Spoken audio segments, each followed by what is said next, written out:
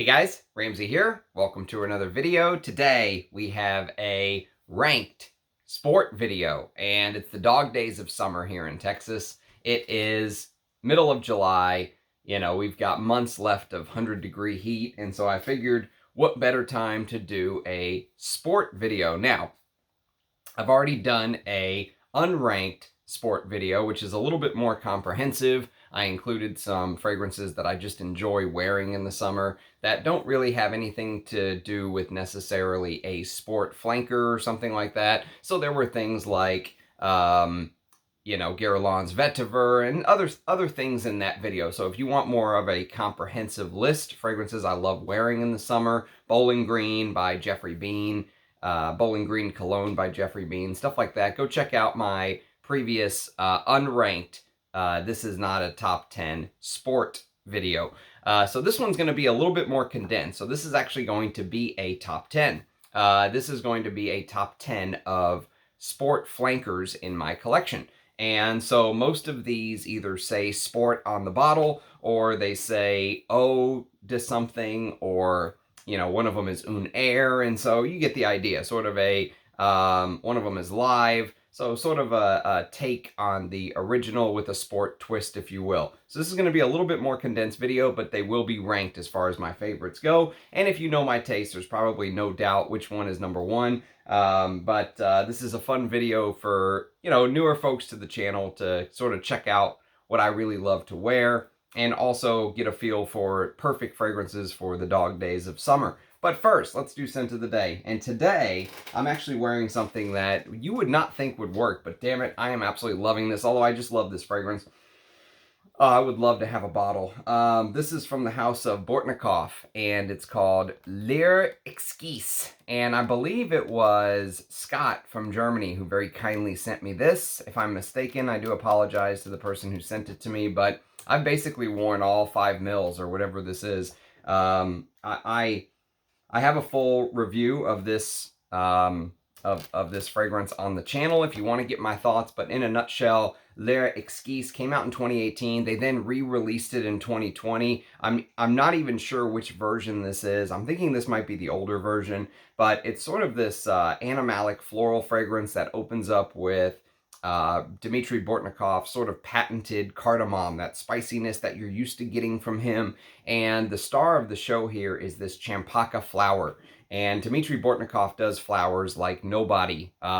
He is really a genius when it comes to using some of these off the beaten path flowers that you just usually don't find in fine French perfumery. Something a little different than, rose, geranium, lily of the valley, ylang ylang. He does a lot of these lotus flowers, and in this case, champaka, magnolia, stuff like that. And he's really, really good at it. And here, oh, the champaka flower is just beautiful. You get champaka leaf and champaka flower, and it's mixed with, of course, his signature oud style. So some animalic ouds in here. There's a little bit of chocolatey cacao. There's myrrh and nagamatha oil.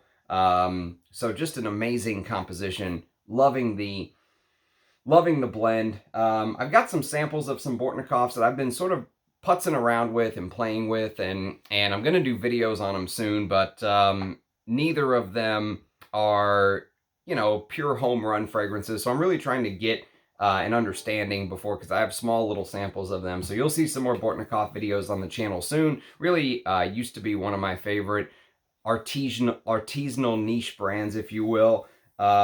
So it's hard to do videos on fragrances that I have a hard time with, although you guys know that I do them.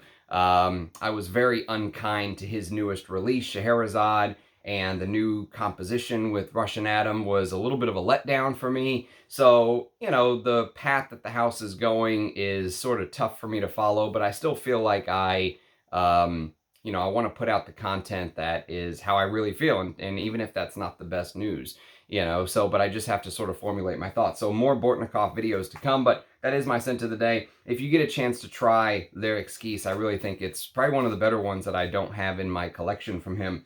Okay, so let's get started. This is going to be a top 10 of the ranked sport fragrance video, but we're going to do an honorary mention. And this one, I decided to make an honorary mention because technically it's not really a excuse me, it's not really a sport flanker of anything.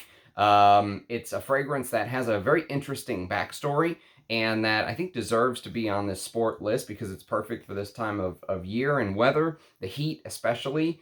But the story goes that Jean Carlio, who was the in-house perfumer of Jean Patou for many, many decades, and whenever he retired, he ended up going to run the Osmotek, which is almost like the capital of the perfume, like a perfume museum, if you will.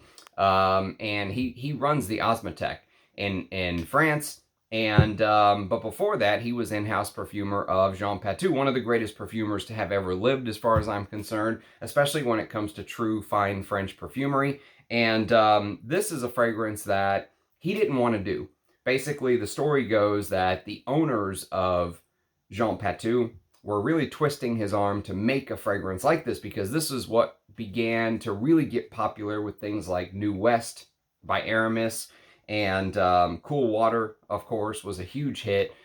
And these sort of aquatics were beginning to pop up, but that wasn't his thing. Jean Patou was always a house that Jean Carlio ran to be a fine French perfumery house. And so eventually it got to the point where the owners of Jean Patou were no longer asking. They were basically telling him, hey, we want you to make this fragrance, period. You're going to do it. And so apparently he relented. Eventually he ended up doing it. And what he created was this. He created a fragrance called Voyageur. And interestingly enough, Voyageur is a fragrance that has been discontinued forever. You can see right here on the bottom of the bottle, it says copyright 1994, which is the release year that this came out. I don't know if this had like a second run or if this was just a one-run fragrance and then it got discontinued. But there are some collector's bottles that actually come with this ship. So you see how the marketing was almost like a cruise ship? And so there's some collector bottles floating around out there where this bottle sits in the middle of this, almost like this cruise ship. Almost like a collector's item.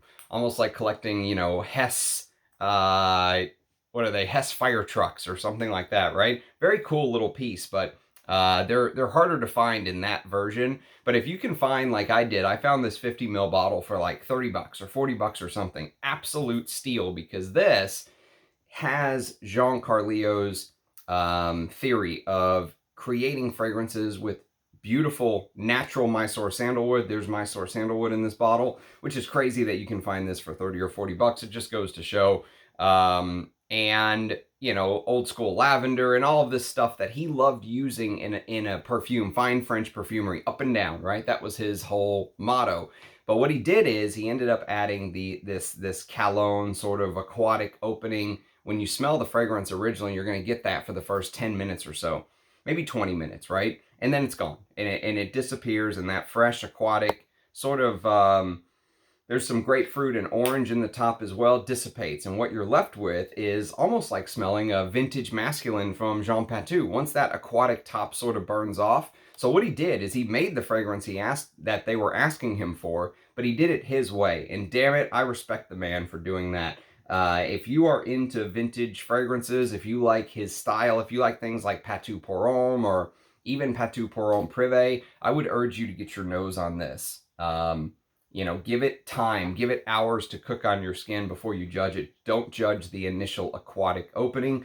The reason that this is an honorary mention is because it's not really a sport flanker of anything. If I started putting stuff like this in there, you could have said, well, what about Creed Rolfo? What about, those type of fragrances where they are aquatics or whatever? They easily could have been in this sport list. So I wanted to keep it to fragrances that either had the name sport on the bottle or was a sport flanker or something along those lines. And this didn't really fall into that, but a perfect honorary mention. So for you vintage hunters out there, Voyageur by Jean Patou should definitely be on your list. And the good thing about this is not hyped or anything like that. Very few people talk about it. And so if you can find this at a decent price, at a good price, go for it, grab it. It's a safe blind buy at 50 bucks or less, like I got it for. So that's Voyageur from 1994 by Jean Patou as the honorary mention. All right, so let's get started. So top 10. So number 10 on the list is actually a newer addition to the collection, and I got it within the last 3 or 4 months. It's a Dior. It's the only Christian Dior on this list, and it is Dior Homme Sport. And so Dior Homme Sport is exactly what it says. It's a sport version of Dior Homme. And the problem that I have with this, though, is that it doesn't really prominently feature the most important note in the Dior Homme series, which is iris. Now, there are other sport versions of Dior Homme, particularly Dior Homme Eau. And Dior Homme Eau does feature that iris a little bit more prominently.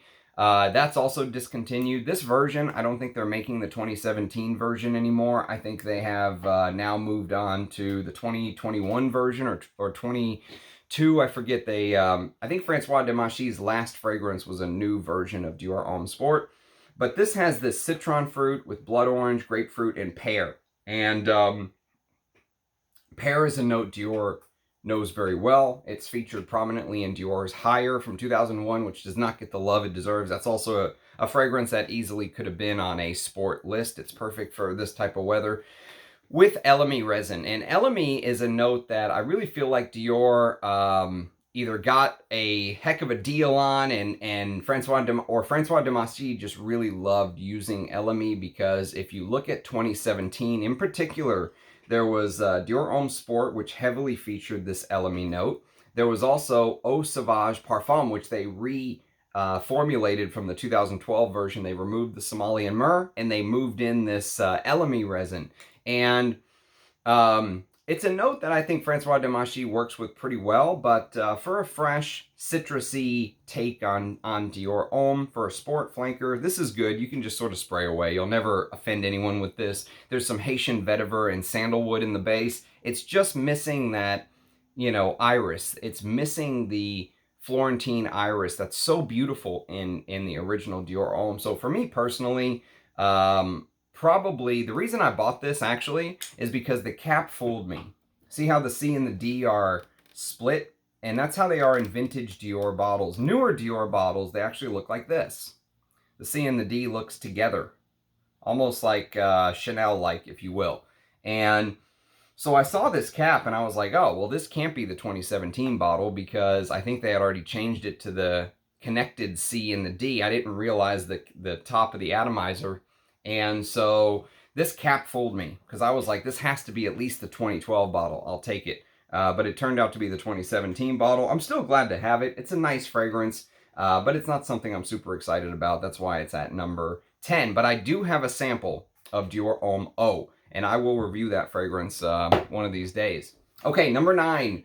Number 9 on the list is actually a Pierre Bourdon, and this is from 1998, so this is when Pierre Bourdon was really, in the prime of his fragrance-making career, and he had sort of developed this style, this sort of fresh style that he implored over and over again, and he's a very interesting perfumer, because if you think about him, he created one of the best animalic fragrances of all time in Kouros, right?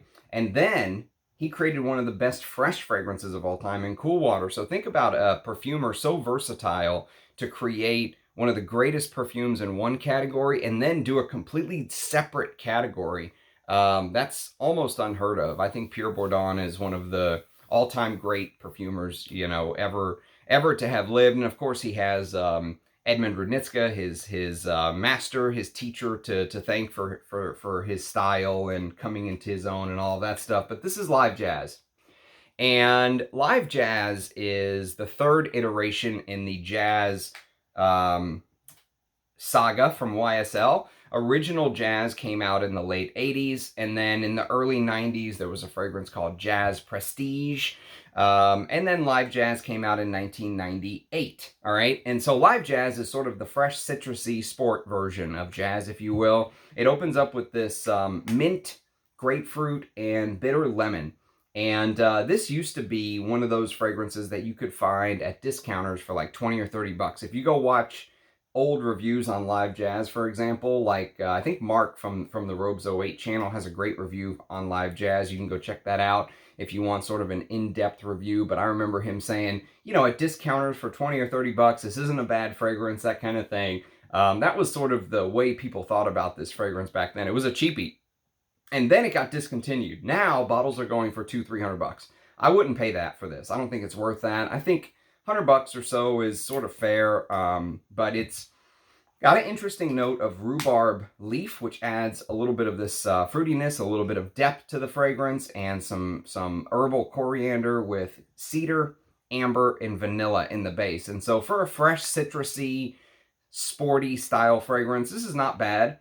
Not Pierre Bourdon's best work or anything like that. I don't think it's going to blow anyone away, but it is nice in the summer, and it's really one that you can sort of spray away. If you got it for a good deal back in the day, you know, cherish it, use it, because the DNA is a little unique. You know, you're not seeing many fragrances put out like this nowadays, but I wouldn't pay $200 or $300 for this personally. No way. No way, no how. All right, so that's number 9. Number 8. Number 8 is a another discontinued fragrance from the house of Van Cleef & Arpels. And this is actually a flanker of SAR. It's a sport flanker of SAR called Odesar. And Odesar is another one of these very expensive fragrances nowadays to come by. It is sweet, citrusy. It was created by Benoit Lapauza. And actually, I'm going to get some blotters here, just in case. Let me spray this. It's been a while. It's been a while since I've smelled old Odesar. Let's see. How have you aged, buddy? How have you aged, my friend? Oh, yeah. Yeah, I remember this because it has this... So there's this almost melony aldehydic opening bit to Odesar. There's also pineapple, which I know Pierre Bourdon was playing with a lot of pineapple notes. This is not a Pierre Bourdon, but it was right around the time where you started to see pineapple start to sort of become a thing, you know. Lots of pineapple fragrances started to come out in the late 90s, early 2000s, and even, you know, there's a pineapple note in Lapidus pour Homme from 87. So pineapple was starting to sort of pick up. And Inter Parfums was the last distributor of this one. Yeah, I think this is a Inter Parfums bottle. I can't remember. Might be Antaeus. Actually, my bottle might be an Antaeus distributor. But basically, this is sort of a lavendery, melony, citrusy creation with a very smooth, creamy sandalwood in the base and some vetiver. And a little bit of spices. There's some caraway and cardamom. Very late 90s. You know, these two fragrances especially, this one and this one. Let me just mark the blotter here. So these two especially are very late 90s creations, Live Jazz and Odesar. You know, by the mid 90s to late 90s, everyone wanted fresh. Everyone wanted citrusy. Everyone wanted these very light, transparent. You can see the colors, you know, the see-through juice. You can see what they're going for. And they're both nice, but, you know, I don't think either of them really knock my socks off. Now, from here on out, starting at number 7, now we really get to the ones that really do knock my socks off. These are some of my all-time favorite sport flankers, sport fragrances, if you will. Starting with number 7, and this is Polo Sport. So Polo Sport for me is the smell of high school. This is what all the other guys wore in high school. This is what the locker room just reeked of in the early 2000s, and it's a very nostalgic smell for me. Polo Sport was created by Harry Fremont. I think it's one of his better creations. He also did Michael by Michael Kouros, which is a great tobacco, sort of dried fruits fragrance designer, but discontinued. You've got to find a vintage to get the version that I really like. And then he did a fragrance by Ralph Lauren called Purple Label, which I have a sample of thanks to the great Anuj, and so I will review that one of these days. But that's a brilliant sort of the purple feel comes from this almost like blackberry sort of, you know, this sort of blackberry berry opening that goes into this leathery type fragrance. And I really like that. I would love a bottle of Purple Label, but I refuse to pay the, you know, there's some bottles that people try to charge $200-300 for. I won't pay that. But if I can find a bottle for around $100, I very well may do it. So Polo Sport, if you go hunt this down, if possible, if you're, oh, it's so good. If you're into finding vintages like I am and finding the correct version, go for the one that has the metallic cap. So the newer version, I think it's marketed by Fragrances International or something. I forget who the marketer is of Polo. It might even be L'Oreal.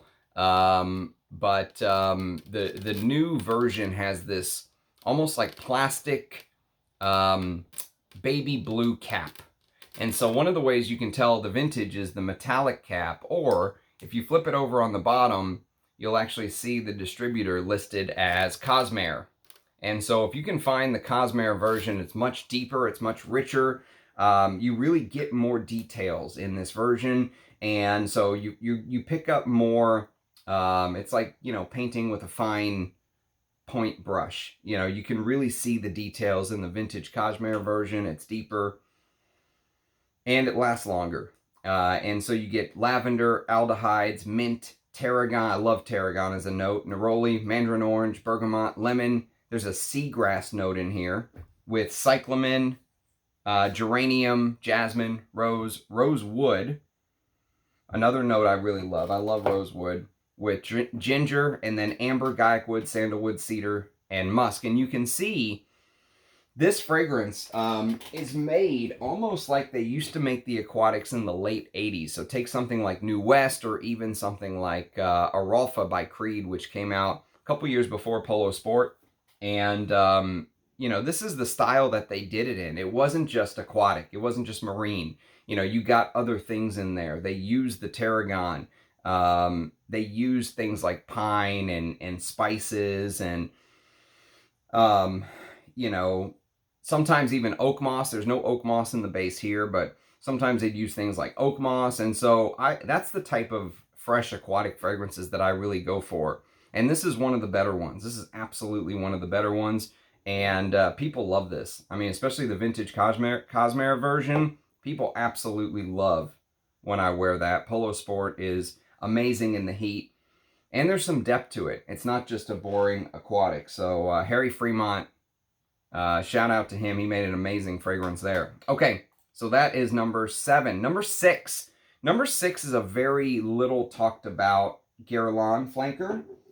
It's a sport flanker of Samsara, believe it or not. And this gets almost no talk in the community. I know Rich Mitch and I have talked a little bit about it on our channels because we got these bottles from Anuj. But there are still bottles floating around out there, and if you can find one, if you're a fan of Samsara, this does really work. This is called Air de Samsara. And Air de Samsara, you can see sort of the back if you want to read the notes there. Flowery, woody, fresh notes, jasmine, sandalwood. And the fresh notes that they're talking about is basically this note of mint. So this is almost like Samsara freshened up with mint, which might sound crazy. I know when I heard about it first time, I was like, I don't know about that. Samsara with mint, but I'm telling you it works. And it has that, you know how Samsara has that just beautiful floral heart. It's just stunning. The ylang-ylang, the jasmine that's going on in Samsara, it's all still here, but they freshened it up. And the mint note, sort of like how the mint note in Derby, Vintage Derby by Guerlain, seems like it's out of place. You know, you think about mint in Derby, but it's there, and it actually really does work. Same thing with Air de Samsara. This came out in 1995. I think it was one of those one-run fragrances, and it never even got a second run. But if you can find a bottle of this for a fair price, I would say check it out. It is really, really nice. And I have no problem as a man wearing this. Even though this was marketed towards women, absolutely no problem wearing it. It's brilliant. So that's Air de Samsara at number 6. Number 5 is the sport version of my old man's signature scent. And this is Sport de Paco Rabanne. So Sport de Paco Rabanne was created by Rosendou Matou. Rosendou Matou recently passed away within the last year or so. I did a rest in peace video for him. But Sport de Paco Rabanne is exactly what you would think it is. It came out in 1986. So Paco Rabanne came out in the early 70s, 72, I believe. And this keeps a little bit of that old school vintage sort of DNA. You know, Paco Rabanne has this soapy quality to it, and this has that. There's definitely this soapy quality to it. But they've amped up a note that is very popular in the 80s, and that's dihydromercenol. So imagine this fresher take on Paco Rabanne. More citruses, more lemons, more mandarin orange, more bergamot. You know, more of these greener, fresher notes, right? And it really is beautiful. This is one of the best sport fragrances. There's some iris in here, keeps it very posh. Iris makes everything feel 3D and plush, plump, you know. With jasmine, there's some freshness of juniper. And but there's still those old school notes. So there's tarragon, there's rose, there's carnation. And of course, there's a slug of oak moss and fir and patchouli. And there's even a little bit of this leatheriness in the base. One of Rosendou Matou's best creations, I'll tell you that. And if you can find, I don't know the different versions. I know that there is I think this is the deepest vintage with the raised R. And then I think the newer bottles come in like a green flat R bottle. I really don't know the differences. I've never done a comparison or anything. This is the only one that I have, but you can see the dent in this bottle. I decanted a little bit of this for my old man, since this is his signature scent. Well, Paco Rabanne is his signature scent, but there's very little that he will wear, but a sport version of Paco Rabanne is right up his alley. And just a beautiful, beautiful masculine. It stays masculine. This is how I like my sport fragrances to be. You know, they stay masculine, they have some class to them, but they don't have the disgusting sweetness of the modern day fragrances for men. It's none of the blue ambroxan bombs or anything like that. It's just a brilliant creation. Sport de Paco Rabanne at number 5. Number 4. Number 4, you might be shocked with that this is here, but I'll tell you what. This is a fantastic fragrance and very underrated, appreciated, I will say. This is an Encre Noire flanker called Encre Noire Sport. And so Encre Noire Sport is a Nathalie Lorson creation.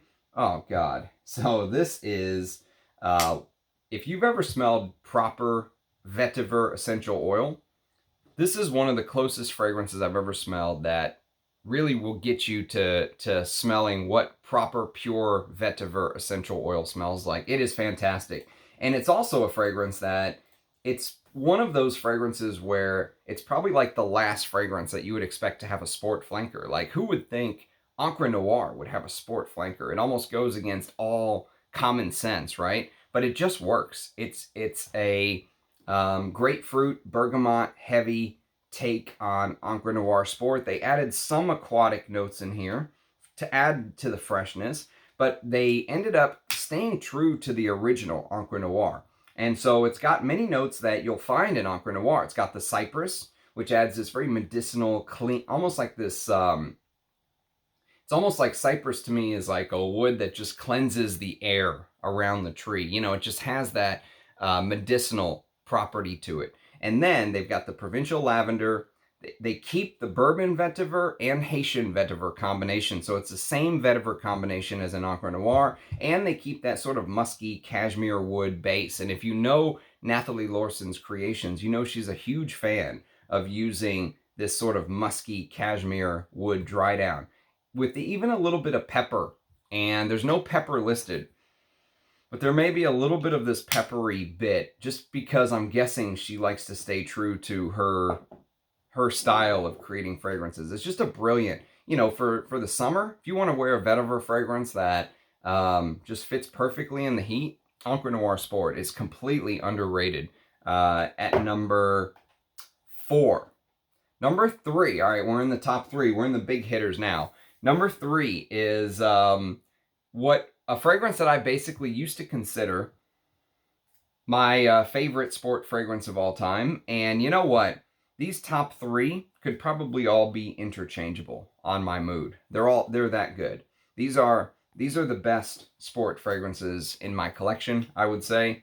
Number three is the Great Boss Sport. And you guys know Hugo Boss, number one, is one of my favorite fragrances of all time. Hands down, you know, if I had to keep 10 for life, that's one I'm keeping. And Boss Sport came out only a couple years after Hugo Boss number one came out. Hugo Boss number one came out in 85. Boss Sport came out in 87. And this fragrance is almost like a twist on a fougere because it has fougere facets to it. It smells like you're smelling sort of an 80s fougere, if that makes sense. But it uses a huge note of marigold. And marigold has this hay-like wet straw smell almost. And so it adds something a little bit deeper than just sort of the freshness of a sport fragrance. And there's something that's very classy about this. Look at the pinstripes on the bottle. You know, it's almost like, and I love sort of the 80s tennis racket and hockey stick. You know, it's almost like being in a high-class country club, you know, with people with just money and power. And you're there and you smell like you belong to be there wearing Boss Sport. It's a brilliant composition, and it's got some of that fresh spiciness from the sport side of it, but it also has the vintage 80s sort of depth to this fragrance. I don't know who the perfumer is. One thing I will tell you that I learned is that there was a little bit of a debate. Do I get the black cap? Do I get the red cap? Which one came first? That debate has basically been put to rest. There is no difference between the black and the red cap except for the way Hugo Boss marketed it in different parts of the world. So I think this was a one-run fragrance.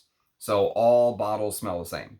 So get whatever you can get is basically the moral of that story. It didn't last very long. Apparently it didn't sell very well. But for me, one of the best sport fragrances of all time. And I know Armando, my good friend, who has shared so many beautiful perfumes with me that I never would have got to smell if not for his generosity and kindness. And he basically, I sent him like 6 or 7 fragrances he had never smelled before, and this was the one. He's like, from that list of 6 or 7, I'm going to get this right now. I'm going to buy this bottle right now. And he knows his stuff. So it is absolutely perfect. For someone who loves vintage fragrances in the heat, like we have here in Texas, 100-degree heat, this is perfect to wear. Absolutely love Hugo Boss Sport. Total winner. All right, so that's number 3 on the list. Number 2 and number 1. No surprises here for those of you who know me. And actually, the ranking is very similar to the way that I rank the OGs from these creations. Number 2 is Koros Eau du Sport. The only Koros Sport flanker that I have. Honestly, because to me, Kouros is a year-round fragrance. I could wear Kouros any day of the week, even in 100-degree heat. I have no problem wearing Kouros. And actually, this smells like Kouros to me. This doesn't have much of a sport feel to it, to be honest with you. Maybe they added a little bit more of this green, foresty, herb-like smell to the composition. Maybe there's a little bit more galbanum, a little bit more green artemisia. But other than that, I mean, it just smells like Kouros. And the animalic notes did not get toned down. If you've seen old bottles of Kouros have that pissy-looking juice color on it, you can even see on the Sport flanker. Here it is. And for those of you who read French, you can read that. I mean, we could probably figure it out. It's pretty easy to try to translate some of the French words, spices and animalics and sandalwood, essences of sandalwood. But I'll tell you this. If you love Kouros, but you want a sport version of Kouros, here you go. And actually, the reason this came on my radar is I did a blind sniff episode. Armando set up a blind sniff where, you know, the decants were just numbered. I had no clue what I was smelling. And whenever I sprayed this one, I was like, dude, did you just put Kouros in here? What is this? And sure enough, it ended up being Koros Eau du Sport. And I was like, damn, this is really, really nice. And thanks to Anuj at Enchanté Perfumes for finding me a bottle. So yeah, it's about half full, but that's more than enough for me. Just a brilliant composition. Absolutely love Koros Eau du Sport. And that leaves only one. And if you know, you know. There is no challengers to the throne. For me, this is the king. This is the absolute king fragrance. Not just the parent, but also the sport fragrance.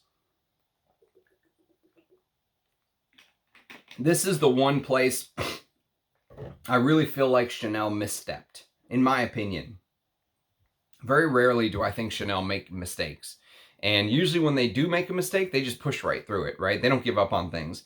They gave up on this one. And it's sad they did, because I wish this stuff was still around. I do have to make a adjustment to what I said in the first video of my sport. This is not a top 10 sport video. You can go check that out if you want sort of more of an in-depth take on some of the fragrances that I would wear, you know, in summer for sport, let's say. More of an in-depth, not just the ones that say sport or O or Air or Live or something like that, but actual more of a larger cross-section across my my collection. Go watch that video. And in that video, though, I said that this fragrance only lasted a year. And that's not true. It actually lasted at least 5 years, because in 1990, they sort of changed some of the features of the bottle. And there are both bottles out there. So there are ones that are pre-1990, and there are some that are post-1990. So at least this lasted 5-6 years. But even with that, this is a true unicorn. Very few people even know that Chanel's Antaeus even had a sport flanker. Very few people know that. And I'll tell you what, I have a comparison video on my channel. So if you want to really get my in-depth thoughts as to the differences between Antaeus and Antaeus Sport, go check out that video. In a nutshell, they removed the myrrh.